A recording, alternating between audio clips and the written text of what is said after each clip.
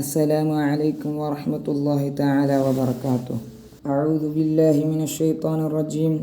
بسم الله الرحمن الرحيم. والصلاة والسلام على سيدنا محمد وعلى آله وصحبه أجمعين. أما بعد.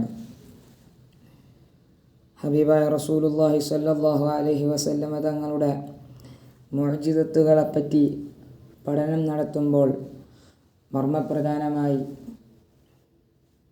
എന്താണ് മുഅ്ജിസത്ത് എന്നും മുഅ്ജിസത്തുകളാകാനുണ്ടാകേണ്ട ഷർത്തുകൾ എന്താണെന്നും അറിഞ്ഞിരിക്കൽ വളരെ പ്രാധാന്യമുള്ളതാണ്.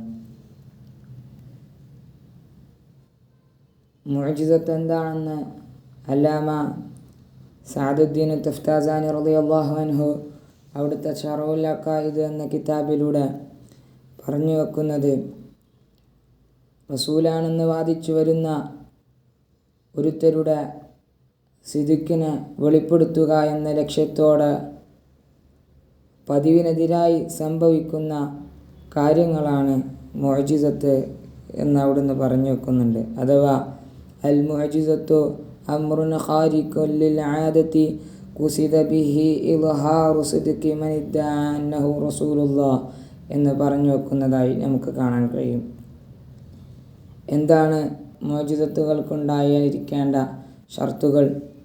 അതിനെക്കുറിച്ച് അൽ ഖാദി അലദുദ്ദീൻ അബ്ദുറഹ്മാൻ അൽ ഈജി എന്നവർ ഹിജ്റ 756 വഫാത്തായി പോയ മഹാനാണ്. അവിടുത്തെ മവാഖിഫ് എന്ന കിതാബിലൂടെ 7ഓളം ഷർത്തുകൾ എണ്ണിപ്പറയുന്നത് കാണാൻ കഴിയും. ഒന്നാമതായി പറഞ്ഞു വെക്കുന്നത്, ആ മുഅ്ജിസത്ത് അള്ളാഹുവിൻ്റെ പ്രവർത്തനമായിരിക്കണം. അതല്ലെങ്കിൽ അള്ളാഹുവിൻ്റെ പ്രവർത്തനത്തിൻ്റെ സ്ഥാനത്ത് നിൽക്കുന്നതായിരിക്കണം. അങ്ങനെ പറഞ്ഞത് എൻ്റെ താല്പര്യം ആ കാര്യങ്ങളോട് കിടപിടിക്കും വിധത്തിൽ ജനങ്ങൾക്ക് അവരുടെ അധ്വാനം കാരണത്താൽ ഉണ്ടാക്കിയെടുക്കാൻ അല്ലെങ്കിൽ അങ്ങനെ പ്രവർത്തിക്കാൻ അവർക്ക് കഴിയരുത് എന്നാണ്.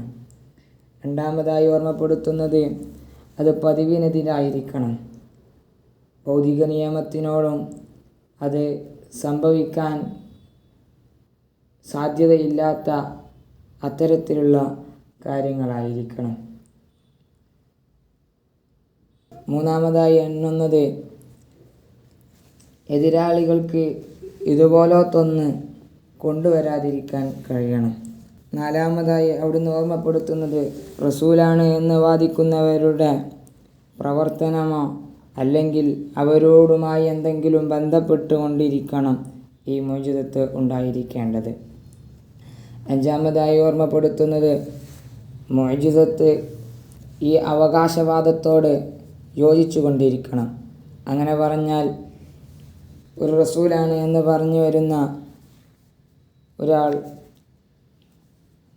എൻ്റെ മുഅ്ജിസത്ത് മരിച്ചവരെ ജീവിപ്പിക്കുക, അത്ഭുതമായി വരുന്നത് ഒരു മാല സ്വർണമായി മാറുന്നതായിട്ട് വന്നാൽ അതിനെപ്പറ്റി നമുക്ക് മുഅ്ജിസത്ത് എന്ന് പറയാൻ കഴിയില്ല.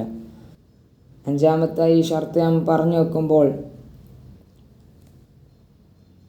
നമ്മുടെ മനസ്സകങ്ങളിലേക്ക് മുസൈലിമത്തുൽ കദ്ദാബ് എന്ന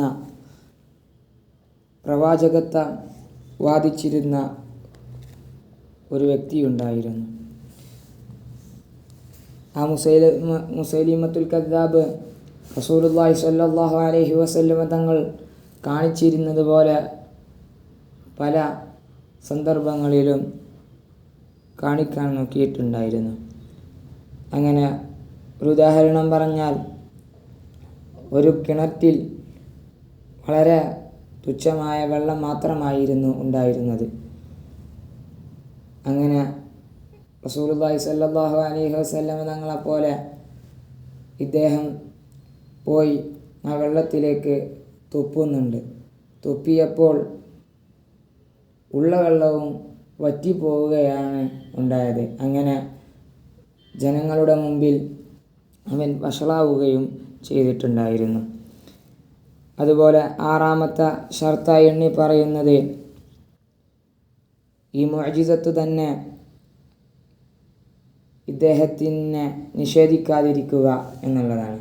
അഥവാ എൻ്റെ മുഅ്ജിസത്ത് ഈ ആടിനെ സംസാരിപ്പിക്കലാണ് എന്ന് പറയുകയും എന്നാൽ ആട് സംസാരിക്കുന്നത് ഇവൻ കാദിബാണ് എന്ന രൂപത്തിൽ വല്ല പ്രയോഗമാണ് വരുന്നത് എങ്കിൽ ഇവനെ തന്നെ നിഷേധിക്കുന്ന അവസ്ഥയായിരിക്കും ഉണ്ടായിരിക്കുക. അതുകൊണ്ട് തന്നെ ആ സന്ദർഭത്തിൽ നമുക്കതിനെ മുഅ്ജിസത്തായി ഗണിക്കപ്പെടാൻ പറ്റില്ല. അതുപോലെ ഏഴാമത്തെ ഷർത്തായി പറയുന്നത് നുബുവത്തിൻ്റെ ആ അവകാശവാദത്തോടൊപ്പമോ അല്ലെങ്കിൽ അതിന് ശേഷമോ സംഭവിക്കണം.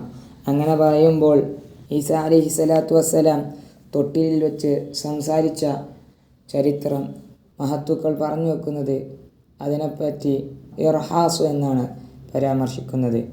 ഇർഹാസ് എന്ന് പറഞ്ഞതിൻ്റെ താല്പര്യം ഭാവിയിൽ നബിയാകാൻ പോകുന്ന വ്യക്തികളിൽ നിന്ന് അല്ലാഹു തആല മുമ്പേ കാണിച്ചു വെക്കുന്ന അസാധാരണ അടയാളങ്ങളാണ് എന്നാണ്. ഇത്തരം ഷർത്തുകളാണ് ബഹുമാനപ്പെട്ട അൽ ഖാദി അലൗദ്ദീൻ റഹിമഹുല്ലാ പറഞ്ഞു വെക്കുന്നത്. അല്ലാഹു സുബ്ഹാനഹു വ തആല ഹബീബായ റസൂലുള്ളാഹി സ്വല്ലല്ലാഹു അലൈഹി വസല്ലമ തങ്ങൾ കൂടുതൽ പഠിക്കാനും അത് പറഞ്ഞു കൊടുക്കാനും തൗഫീക്ക് നൽകട്ടെ.